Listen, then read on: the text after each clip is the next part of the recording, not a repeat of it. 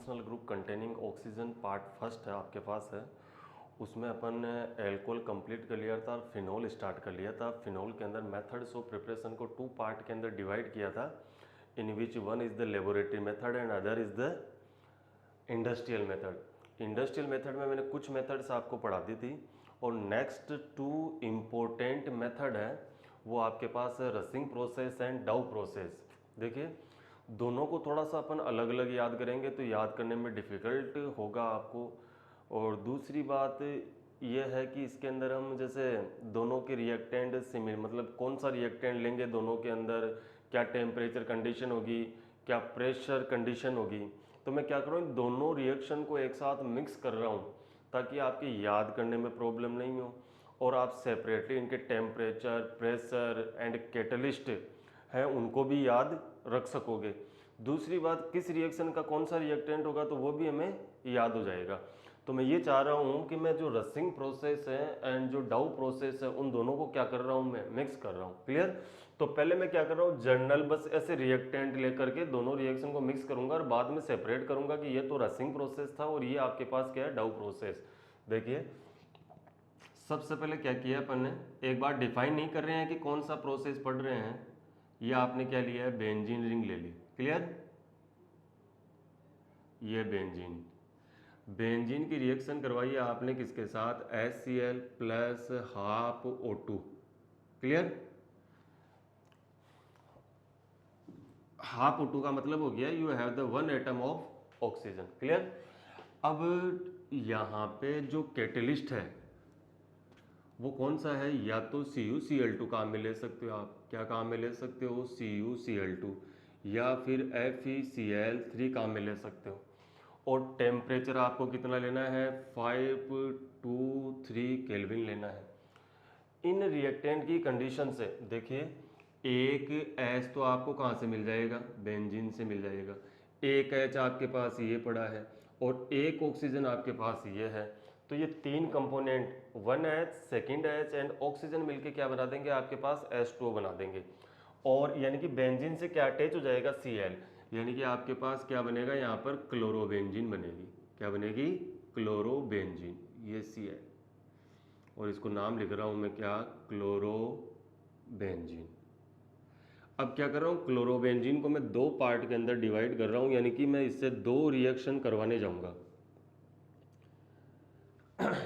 Regent भी मेरे पास क्या रहेंगे, अलग अलग रहेंगे, NaOH और एक में ले लिया मैंने क्या, Na2CO3।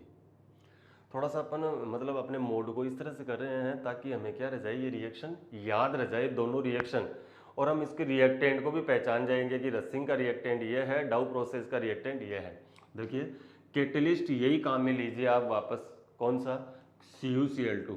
तो मैंने कैटलिस्ट लिया है CuCl2 और इस प्रोसेस में भी क्या करना है आपको, CuCl2 कैटलिस्ट काम में लेना है, तो ये हो गया मेरे पास CuCl2। क्लियर? दूसरी बात, टेम्परेचर ये कितना है यहाँ पे, 523 केल्विन है, तो आप एक काम करो 523 तो यहाँ ले लिया, 623 केल्विन इधर ले लो, तो ये हो गया मेरे पास 623 केल्विन। ठीक है, यहाँ पे आपने क्या लिया, CuCl2 कैटलिस्ट लिया और ये क्या यहाँ पे कितना लेंगे अपन, 623 केल्विन। इससे आपको रिएक्शन को लर्न करने में आसानी होगी। नेक्स्ट, ये 623 केल्विन है और यहाँ पर आपको जो प्रेशर लेना है वो कितना लेना है, 300 ATM लेना है। कितना लेना है, 300 ATM। उसको भी आप याद रख सकते हो, कैसे, जैसे 623 केल्विन, भाई टेम्परेचर आपको याद रहेगा, पहला टेम्परेचर याद करना है सिर्फ आपको, कौन सा, 523 kelvin, 523 kelvin, 623 kelvin and 623 kelvin. अब देखो लास्ट में जो डिजिट आ रही है वो कितनी है, 3 से क्या कर लो, 300 ATM कर दो इसको, वो भी कितना हो गया, 300 ATM। प्रेशर कितना है, 300 ATM है आपके पास। क्लियर? देखिए अब यहाँ से क्या होगा, ये Na तो चला जाएगा किसके साथ, Cl के साथ, और यहाँ क्या आ जाएगा, OH आ जाएगा। अब कोई कहे कि सर ये तो बेसिक मीडियम था, लास्ट क्लास के अंदर आपने बताया था कि ये बेस है तो आपके पास सोडियम फिनॉक्साइड बनना चाहिए। बिल्कुल सोडियम फिनॉक्साइड ही बनना चाहिए, लेकिन देखो ये एक एसिड का पार्ट है, उस सोडियम को वापस उठा लेगा ये कौन, ये Cl से, तो आपको यहाँ सोडियम फिनॉक्साइड नहीं मिलेगा, क्या मिलेगा, फिनोल ही मिलेगा। मैं दोबारा से एक्सप्लेन कर देता हूँ, एक तो क्या बन जाएगा यहाँ पे NaCl बन जाएगा। भाई पिछली बार आपने रिएक्शन करवाई थी तो आपने ये कहा था कि सर ये क्लोरोबेंजीन है, रिएक्शन करवाई आपने किसके साथ, NaOH के साथ, और आपके पास क्या बना, सोडियम फिनॉक्साइड बना, O-Na+, ये बना सोडियम फिनॉक्साइड। क्लियर। और फिर आपने क्या किया, एसिड के साथ रिएक्शन कराई और आपके पास क्या मिला, OH मिला, और ये NaCl की फॉर्म के अंदर बाहर निकल गया। तो जब, और आपने जवाब ये दिया हमने उस टाइम पर, क्योंकि रिएक्शन का जो मीडियम था ना वो कैसा था, बेसिक था। भाई बना तो क्या होगा, पहले फिनोल ही बना होगा, लेकिन फिनोल बना था, रिएक्शन का जो मीडियम था वो बेसिक था, तो हमें फिनोल नहीं मिलेगा क्योंकि ये एसिड है और ये क्या है आपके पास बेस है, तो आपको क्या मिला होगा, सोडियम फिनॉक्साइड मिला। और सोडियम फिनॉक्साइड की एक सोल्ट है, उस सोल्ट की रिएक्शन आपने एसिड के साथ कराई तो क्या बन गया, फिनोल बन गया। हाँ बिल्कुल, यहाँ पर भी जो मीडियम है कैसा है, बेसिक मीडियम ही है। इन दोनों की रिएक्शन से क्या बनेगा, फिनोल बनेगा। फिनोल वापस इस बेसिक मीडियम के साथ रिएक्शन करे तो सोडियम फिनॉक्साइड बनाएगा, लेकिन सोडियम फिनॉक्साइड बनाने से पहले ही उस सोडियम को कौन कैप्चर कर लेगा, इस CuCl2 का Cl वाला पार्ट उसको कैप्चर कर लेगा। यानी कि उस बेसिक मीडियम को थोड़ा सा ये क्या कर रहा है, कम कर रहा है, तो आपको डायरेक्टली यहाँ क्या मिलेगा, फिनोल ही मिलेगा। Is that clear. नेक्स्ट इसकी बात करते हैं। तो यहाँ पे भी देखो क्या है, Na2CO3 है और CuCl2 है। इस रिएक्शन में साथ के अंदर क्या किया गया है, एक्वस प्रेजेंस भी की गई है, वाटर भी लिया गया है। तो देखिए एक तो आपके पास क्या बन जाएगा, फिनोल बन जाएगा, प्लस Na2CO3 H2O के साथ पार्टिसिपेट करके क्या बना लेगा, NaSCO3 सोडियम बाइकार्बोनेट बना लेगा। क्लियर। और एक आपके पास मान लीजिए ये सोडियम फिनॉक्साइड बनाने की कोशिश करे तो आपका CuCl2 वाला पार्ट इसको कैप्चर कर लेगा, रिमेनिंग जितने भी आपके पास सोडियम बचे हैं उनके साथ, और ये क्या बन जाएगा आपके पास, NaCl। क्लियर। मैंने क्या किया, रिएक्शन के मोड को थोड़ा सा चेंज किया है। मैंने बेंजीन ली, बेंजीन की रिएक्शन हाइड्रोक्लोरिक एसिड और इसका ऑक्सीडाइजेशन करवाया, तो आपके पास H2O बाहर चला गया यहाँ से, और आपके पास क्या बना, क्लोरोबेंजीन। और क्लोरोबेंजीन की रिएक्शन करवाई मैंने NaOH के साथ एंड एक्वस Na2CO3 के साथ। क्लियर। कैटलिस्ट को याद रखा जा सकता है क्योंकि यही कैटलिस्ट मैंने वापस काम में लिया है, CuCl2 और CuCl2। टेम्परेचर कितना था यहाँ ध्यान देना, 523 केल्विन। तो आप ये ध्यान रखो कि मेरा जो फर्स्ट टेम्परेचर है वो कितना है, 523 केल्विन है। जो सेकंड नीचे की तरफ है तो एक मैंने क्या कर दिया, इंक्रीज कर दिया है टेम्परेचर, और 100 केल्विन इंक्रीज कर दिया तो कितना हो गया, 623, और ये भी कितना है, 623। और आपको यहाँ सोडियम फिनॉक्साइड नहीं मिलेगा, भले ही मीडियम कैसा हो, बेसिक हो, क्योंकि यहाँ ये सोल्ट है, तो Cl का जो पार्ट है वो Na को, बचे हुए Na को क्या कर लेंगे, कैप्चर कर लेंगे, तो आपको सीधा क्या मिलेगा, फिनोल मिलेगा। क्लियर। अब इस रिएक्शन को आगे इंक्रीज कीजिए। देखिए यहाँ आपने क्या किया, टेम्परेचर कितना है, 523 केल्विन, 523 केल्विन टेम्परेचर से आपने रिएक्शन को स्टार्ट किया। नीचे की तरफ आई तो कितना किया, 623 केल्विन। अब आगे जाओगे तो कितना लिखोगे, 723 केल्विन। और रिएक्शन किसके साथ करवाई है आपने, SiO2 के साथ करवाई है। किसके साथ करवाई है, SiO2 के साथ रिएक्शन करवाई है। और यहाँ पर किसकी प्रेजेंस और कर ली आपने, H2O की प्रेजेंस और कर ली। क्लियर। तो यहाँ से क्या होगा, H2O, भाई टेम्परेचर जब इतना हो गया है तो OH इस Cl को क्या कर देगा, रिप्लेस कर देगा, और आपके पास क्या बन जाएगा, ये OH, यानी कि क्या बना आपके पास, फिनोल। और साथ में क्या बाहर चला जाएगा, HCl। दोनों एसिड है तो कोई नुकसान है नहीं। और यहाँ पर ये SiO2 है, ये भी Si+4 ऑक्सीडेशन स्टेट के अंदर है, तो एसिडिक प्रॉपर्टी शो करेगा। यहाँ पर ये क्या बना है आपके पास, फिनोल, और ये भी क्या है आपके पास, फिनोल। क्लियर। आपने किया क्या है पहले तो वो देख लो। Benzene HCl half O2 chlorobenzene बना, टेम्परेचर कितना था, 523 केल्विन। नीचे टेम्परेचर कितना कर दिया, 623 केल्विन। आगे की तरफ टेम्परेचर कितना है, 723 केल्विन। कैटलिस्ट कौन कौन से हैं, CuCl2, CuCl2, CuCl2। टेम्परेचर हो गया आपका 623 केल्विन, 623 केल्विन। क्लियर। और प्रेशर कितना होगा, 300 atm एंड 300 atm। रिएक्शन किसके साथ, NaOH के साथ, Na2CO3 plus presence of water. Clear. तो जो एक्स्ट्रा मीडियम था आपके पास बेसिक, उसको कौन कैप्चर कर लेगा, Cl कैप्चर कर लेगा। और तो इससे मतलब ये हो गया कि सोडियम फिनॉक्साइड नहीं मिलकर के डायरेक्टली क्या मिलेगा आपको, फिनोल ही मिलेगा। क्लियर। और यहाँ पर भी क्या है, ये Cl के कारण जो बचे हुए सोडियम फिनोक्साइड बनने की जो कोशिश हो रही थी उस कोशिश को रोक दिया गया है। आपके पास क्या मिल जाएगा, CuCl2, उस Na को क्या कर लेगा, कैप्चर कर लेगा, तो फिनोल बन जाएगा। अब देखिए मैंने रसिंग प्रोसेस और डाउ प्रोसेस दोनों को क्या कर दिया था, मिक्स कर दिया था, ठीक है, जिससे दोनों रिएक्शन को आप क्या कर सकते हो, एक साथ लर्न कर सकते हो। इसमें जो ऊपर वाला ये प्रोसेस आपको दिखाई दे रहा है, ये प्रोसेस कौन सा है, रसिंग प्रोसेस है। कौन सा है ये, रसिंग प्रोसेस है। ये लीजिए, तो ये तो प्रोसेस कौन सा आपके पास, रसिंग प्रोसेस। क्लियर। आप क्या करोगे, इन दोनों रिएक्शन को एक साथ ही लर्न करोगे। दूसरी बात, ये जो आपके पास ये जो आपके पास, कहाँ से, क्लोरोबेंजीन से स्टार्ट करूँ, यदि मैं कहाँ से, क्लोरोबेंजीन से, ये वाली जो प्रोसेस,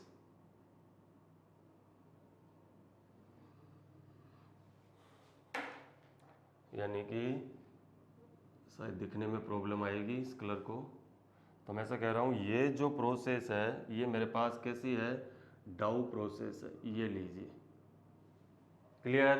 तो देखो दोनों रिएक्शंस को आप आराम से याद रख सकते हो, आराम से मेमोराइज कर सकते हो। इससे आप किन किन चीज़ों से बच जाओगे, मतलब ऐसा हो सकता है कि ये भूल जाएं अपन कि इसके अंदर टेम्परेचर कितना था, प्रेशर कितना था, डाउ प्रोसेस का रिएक्टेंट याद नहीं है, पहली बात तो ये भी हो सकता है। लेकिन जब आप इन दोनों रिएक्शन को मिक्स करके लिखोगे और मिक्स करके आप इनको याद करोगे, भाई एग्जाम में तो या तो रसिंग प्रोसेस आएगा या फिर क्या आएगा, डाउ प्रोसेस आएगा, तो इन दोनों रिएक्शन को क्या कर लो, आप साथ ही लर्न कर लो। इससे देखो आपको टेम्परेचर कंडीशन बिल्कुल बढ़िया से याद हो जाएगी। नेक्स्ट प्रेशर कंडीशन याद है, कैटलिस्ट हमें याद है, रिएक्टेंट है तो रिएक्टेंट भी हमें आसानी से याद हो जाएंगे। अब मैं देखो श्योरली कह सकता हूं कि आप ऐसे याद करोगे तो 100% आपको मेमोराइज आएगी रिएक्शन। आपको बिल्कुल पता रहेगा कि डाउ प्रोसेस का जो स्टार्टिंग मटेरियल है, रिएक्टेंट है, वो कौन है, क्लोरोबेंजीन है, जबकि जो रसिंग प्रोसेस है उसका जो स्टार्टिंग मटेरियल है वो क्या है, बेंजीन है। आई थिंक रिएक्शन क्लियर होगी। आप इसका स्क्रीनशॉट ले लीजिए। पीडीएफ जो आपको पीडीएफ दिया गया है उस पीडीएफ में बिल्कुल इसी तरह से ही लिखा गया है। क्लियर, स्क्रीनशॉट ले लीजिए इसका। Thank you. तो ये इंडस्ट्रियल मेथड्स ऑफ प्रिपरेशन थी जिसमें आपने एक साथ दो method, Raschig process and Dow process, इन दोनों रिएक्शन को एक साथ आपने लर्न किया है। दोनों रिएक्शंस का आपको पता चल गया है कि कौन रिएक्टेंट होगा और टेम्परेचर कंडीशन क्या है, प्रेशर कंडीशन क्या है। तो मेरा मानना यही है कि ऑर्गेनिक केमिस्ट्री के अंदर जो सिमिलर पॉइंट्स हैं उनको सबको एक साथ ही लर्न करना चाहिए। नेक्स्ट रिएक्शन है by the oxidation of benzene, by the oxidation of benzene. ठीक है, ये रिएक्शन तो एक तरह से लर्न करने वाली रिएक्शन ही है कि मेरे पास क्या है, बेंजीन है। ठीक है, बेंजीन का क्या करवा रहे हैं अपन, हाफ O2 से ऑक्सीडेशन करवा रहे हैं, और ऑक्सीडेशन करवाएंगे इन presence of vanadium penta oxide, और टेम्परेचर कितना रहेगा, 583 केल्विन। तो आपके पास क्या बन जाएगा, फिनोल बन जाएगा। ठीक है, इस रिएक्शन में से समझाने जैसा कुछ नहीं है, आपको सीधा लर्न ही करना पड़ेगा, इस रिएक्शन को रटना ही पड़ेगा। तो ये थी आपके पास methods of preparation of phenol, जिसको अपन क्या कर चुके हैं, कंप्लीट कर चुके हैं। नेक्स्ट बात करते हैं फिजिकल प्रॉपर्टीज ऑफ फिनोल। देखिए physical properties of phenol, phenol के फिजिकल प्रॉपर्टीज़ की यदि अपन बात करें तो देखिए फिनोल के बारे में अपन बात करें तो फिनोल एक किस नेचर का होता है, एसिडिक नेचर का होता है। कैसा होता है, एसिडिक नेचर का होता है। इस टॉपिक को अपन पूरा अलग से डिस्कस करेंगे। फिनोल की एसिडिक स्ट्रेंथ के बारे में पता करेंगे, उसका कंपैरिजन करेंगे किसके साथ, एल्कोहल के साथ एंड कार्बोक्सिलिक एसिड के साथ। नेक्स्ट अपन बात करें फिनोल के बारे में तो फिनोल क्या, फिनोल के अंदर क्या प्रेजेंट होती है, intermolecular hydrogen bonding, intermolecular hydrogen bonding present होती है। इससे क्या होगा, इससे इसका melting point similar molecular weight having hydrocarbon, similar molecular weight having hydrocarbon से ज़्यादा होगा।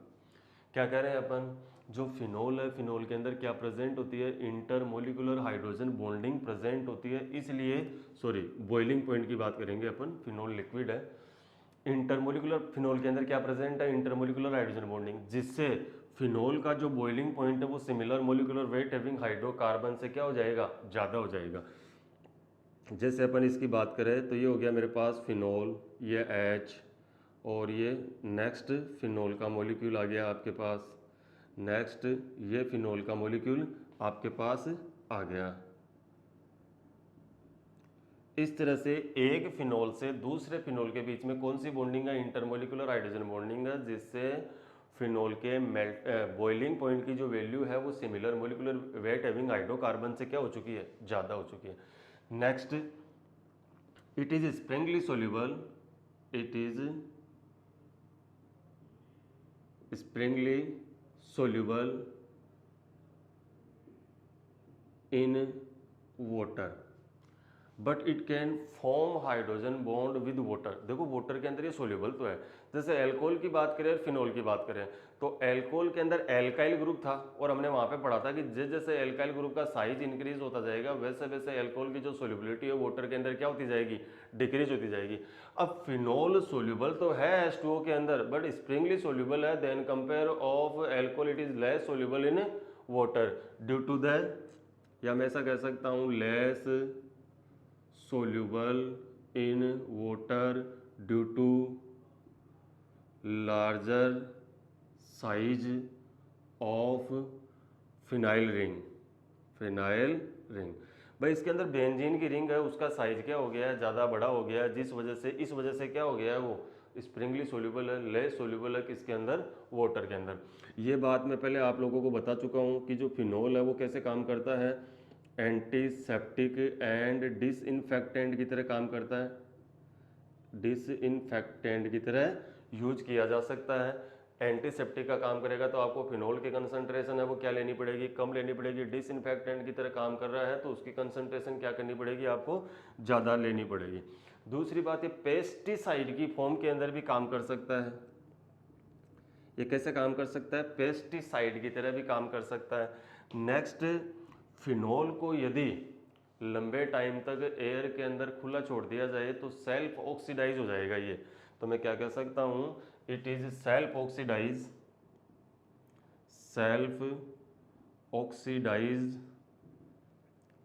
इन presence of air, self oxidize in presence of air and form a pink colour compound, and form a pink colour compound. क्या बना लेगा ये, pink colour का compound बना लेगा सेल्फ ऑक्सीडाइज होके, और वो क्या है आपके पास, पैराबेंजोक्विनोन। क्या नाम है इसका, पैराबेंजोक्विनोन,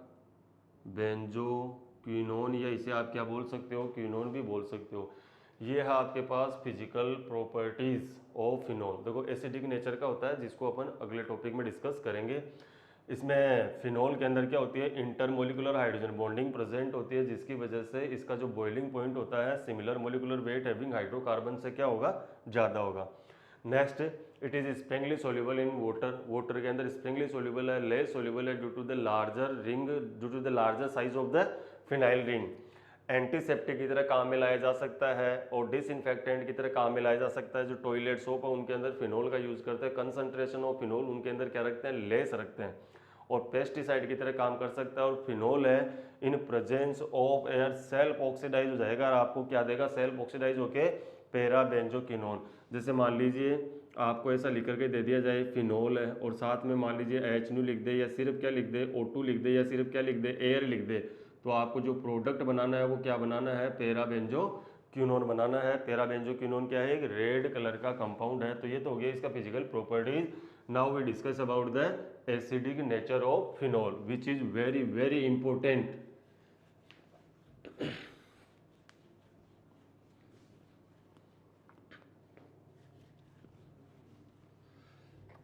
देखिए पहली बात तो ये है कि फिनोल एसिडिक नेचर शो क्यों करता है, ये H+ को डोनेट क्यों करता है, तो इस बात का पता लगाएंगे अपन। तो पहला पॉइंट आपके पास है, नेक्स्ट पॉइंट है एसिडिक नेचर की बात करें अपन। ठीक है, एसिडिक नेचर, फिनोल किस नेचर का है, एसिडिक नेचर का है। एसिडिक नेचर होने का मतलब ये हो गया कि ये आपको क्या देगा, आसानी से H+ देगा। क्लियर।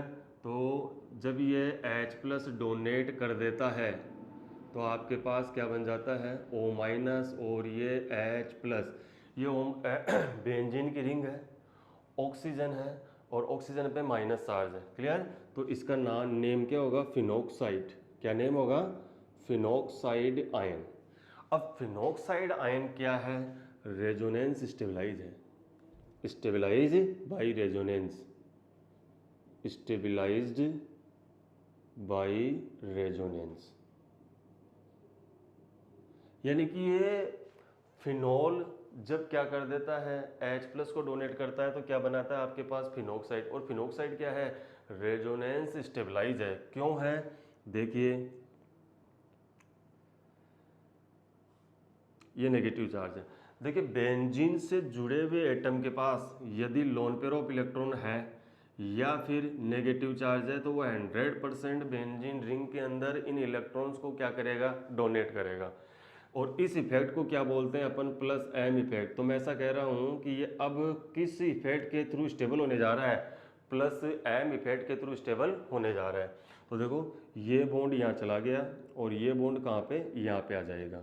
तो आपके पास क्या बनेगा, ये बना मेरे पास डबल बॉन्ड हो, यहाँ पे नेगेटिव चार्ज, ये बॉन्ड और ये बॉन्ड। ये इस एरो का हेड जहाँ जा करके रुकता है वहाँ क्या आएगा, नेगेटिव चार्ज।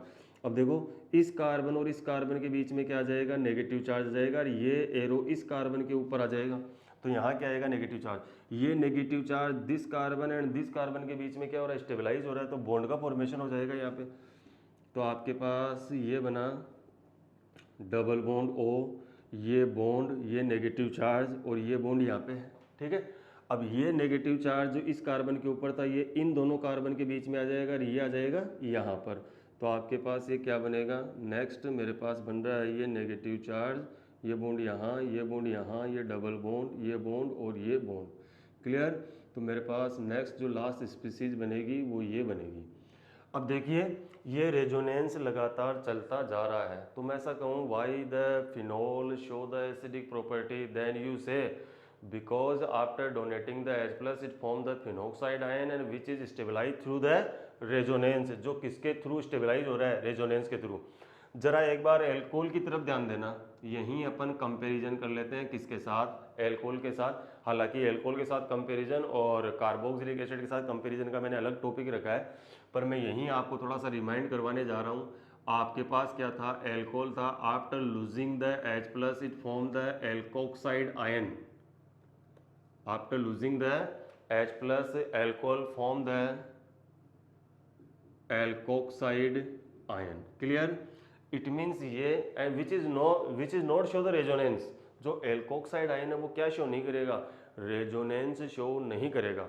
आप सोचिए RO- रेजोनेंस शो नहीं कर रहा तो वो स्टेबल नहीं है, और हो सकता है कि जैसे इसे H मिलेगा वापस क्या कर लेगा, ये ले लेगा।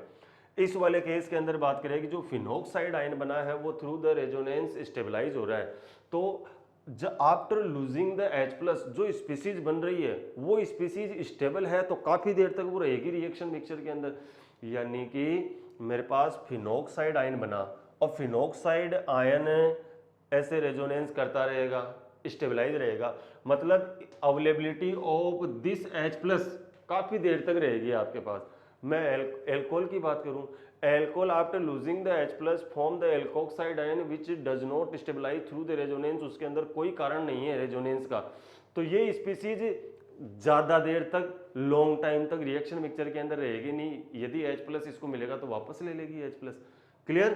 तो आप कह सकते हो phenol is more acidic then alcohol because after losing the H+, phenol form the phenoxide ion which is stable through the resonance, while alcohol form the alkoxide ion which does not show the any type of the resonance, which is not stabilized।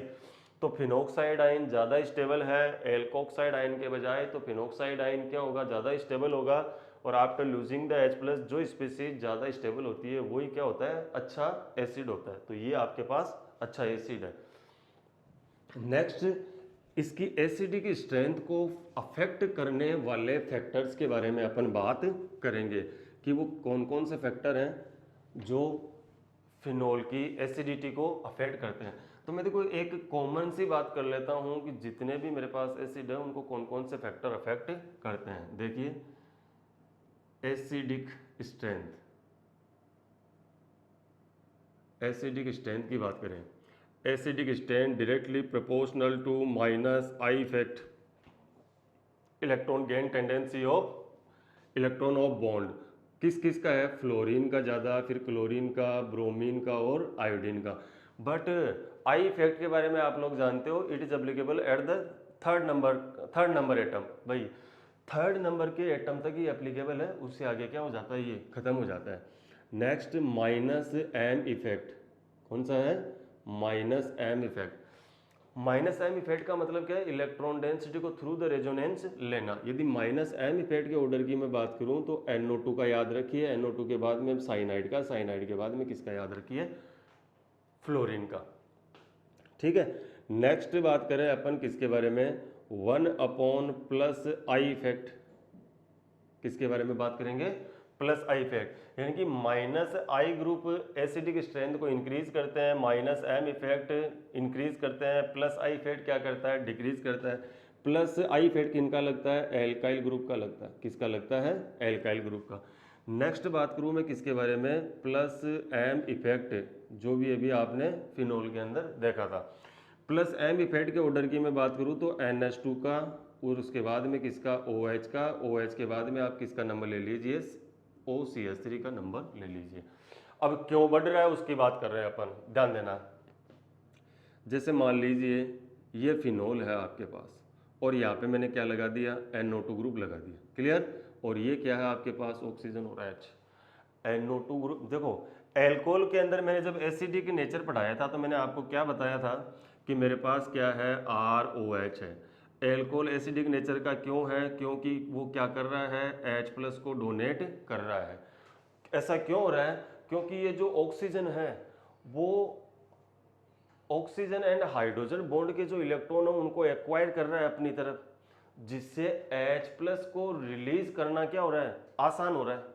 जो आपका alcohol है वो acidic nature का क्यों था, क्योंकि आपने कहा था कि वो H+ को डोनेट कर रहा है, और हमने कहा कि सबसे अच्छा एसिड कौन सा होगा एल्कोहल कैटेगरी में, तो आपने इस बात का ध्यान रखा था कि इस ऑक्सीजन के पास जितना इलेक्ट्रॉन ट्रांसफर होगा, जितना चार्ज ट्रांसफर होगा, तो ऑक्सीजन फिर हाइड्रोजन साइड से इलेक्ट्रॉन लेने की टेंडेंसी को क्या कर देगा, कम कर देगा।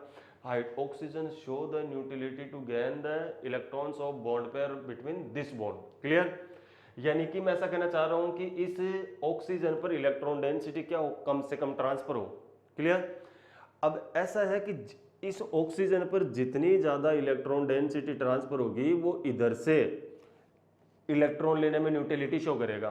तो हमारा कॉन्सेप्ट अब भी वही है, हम ये चाह रहे हैं कि फिनोल के इस ऑक्सीजन पर इलेक्ट्रॉन डेंसिटी इंक्रीज नहीं होनी चाहिए, क्या होनी चाहिए, डिक्रीज होनी चाहिए। भाई ऑक्सीजन के पास जितनी इलेक्ट्रॉन डेंसिटी में कमी आएगी उधर से वो हाइड्रोजन साइड से उतनी जल्दी क्या कर लेगा, इलेक्ट्रॉन डेंसिटी को एक्वायर करेगा और H+ को क्या कर देगा, जल्दी फ्री कर देगा।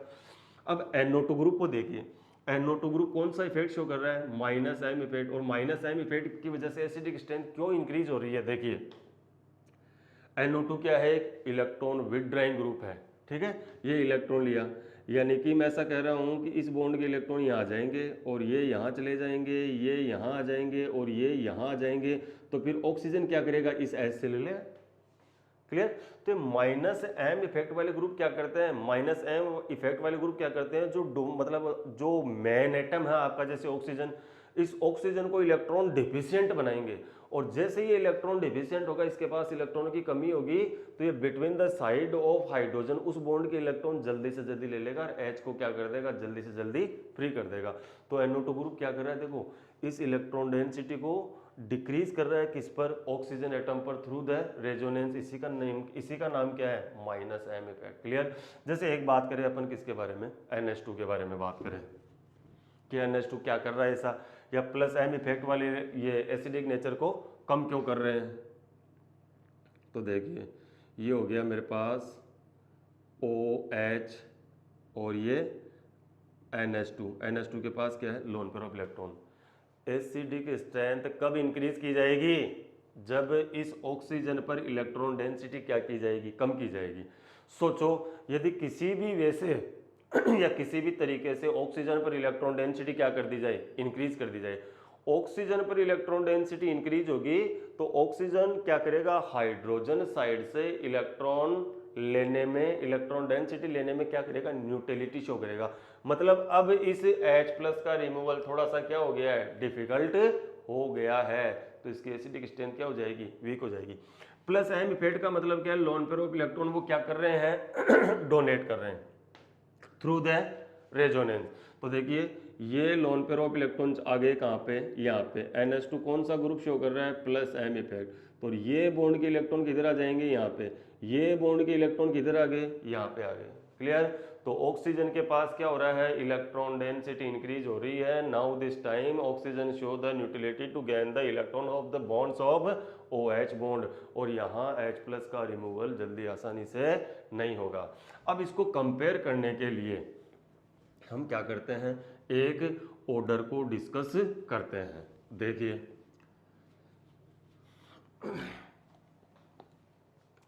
मेरे पास क्या है, देखो एक तो मैंने क्या किया है, फिनोल की पैरा पोजीशन पर ये OH है, फिनोल की पैरा पोजीशन पर क्या लगा दिया मैंने, NO2 लगा दिया। क्लियर। एक मैंने क्या किया है, फिनोल की पैरा पोजीशन पर क्या लगा दिया है मैंने, साइनाइड लगा दिया है। ठीक है। एक मैंने सिर्फ क्या लिया है, फिनोल ही लिया है, और एक जगह पे मैंने क्या किया है, फिनोल के साथ NH2 ग्रुप लगा दिया है। ठीक है। और एक जगह पे मैंने क्या किया है, नेक्स्ट एग्जाम्पल में इसकी पोजीशन पे क्या लगा दिया है, OCH3 लगा दिया है। मैंने अभी जो आपको ऑर्डर लिखाया है उन ऑर्डर्स को आप याद कीजिए और सेलेक्ट कर लीजिए कि कौन कौन से तो -M वाले हैं, कौन से +M वाले हैं। तो मैं देखो देख पा रहा हूँ NO2 ग्रुप और साइनाइड, ये दोनों तो कैसे हैं, -M। तो मैंने यहाँ लिख दिया -M और यहाँ पे क्या लिख दिया, -M। यहाँ कोई भी ग्रुप नहीं लगा हुआ है, इट मीन्स ये जो ओरिजिनल कंपाउंड है इसमें इलेक्ट्रॉन डेंसिटी न तो इंक्रीज है ऑक्सीजन पर, नहीं क्या है, डिक्रीज है। मतलब इसकी एसिडिक स्ट्रेंथ न तो इंक्रीज करवाई जाएगी न डिक्रीज करवाई जाएगी। NH2 की बात करें अपन तो ये कौन सा इफेक्ट शो करेगा, +M इफेक्ट। इस OCH3 की बात करें तो कौन सा इफेक्ट शो करेगा, +M इफेक्ट। आपको पता है कि एसिडिक स्ट्रेंथ है डायरेक्टली प्रोपोर्शनल है किसके, -M के। एसिडिक स्ट्रेंथ है इन्वर्सली प्रोपोर्शनल है किसके, +M इफेक्ट के। इतना अपन पहले लर्न करके आए हैं। अब ध्यान देना, यानी कि ये जो -M वाले जो ग्रुप है ये इलेक्ट्रॉन डेंसिटी को डिक्रीज करेंगे कहाँ से, ऑक्सीजन एटम से। और ऑक्सीजन के पास इलेक्ट्रॉन डेंसिटी डिक्रीज होगी तो वो at the side of hydrogen से इलेक्ट्रॉन डेंसिटी एक्वायर करेंगे, H+ को जल्दी फ्री कर देंगे। इस वाले केस में क्या है, +M effect electron density provide करवाएंगे, इंक्रीज करवाएंगे किसके ऊपर, ऑक्सीजन के ऊपर। और जैसे ही ऑक्सीजन के ऊपर इलेक्ट्रॉन डेंसिटी इंक्रीज होगी, रिमूवल ऑफ हाइड्रोजन क्या हो जाएगा, डिफिकल्ट हो जाएगा। क्यों, बिकॉज अब ये न्यूट्रलिटी शो करेगा इस हाइड्रोजन साइड से इलेक्ट्रॉन्स को गेन करने में। अब हमें यहाँ पर ये कंपेयर करना था कि अब -M, जिसका -M सबसे ज़्यादा है वो ज़्यादा एसिडिक नेचर का होगा। तो हमें पता है कि किसका -M ज़्यादा होता है, NO2 का।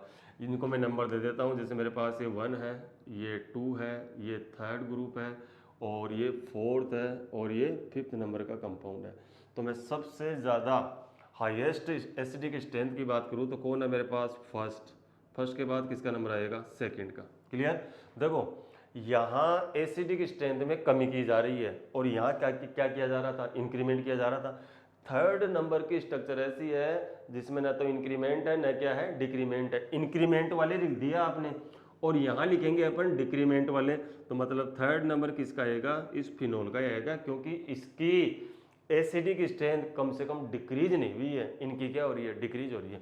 इन दोनों की बात करूं मैं तो प्लस एम इफेक्ट किसका ज़्यादा होता है, NH2, और उसके बाद में किसका नंबर आएगा, OCH3 का नंबर आएगा। क्लियर।